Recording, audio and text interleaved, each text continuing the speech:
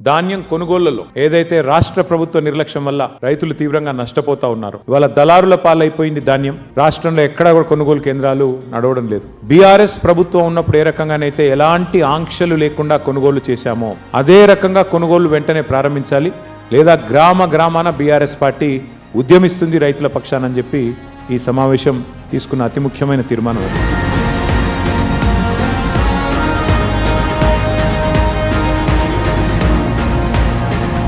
వెంటనే ప్రభుత్వం కొనుగోళ్లు రేపటి నుంచి ప్రారంభించాలి, లేకపోతే ఊకోము.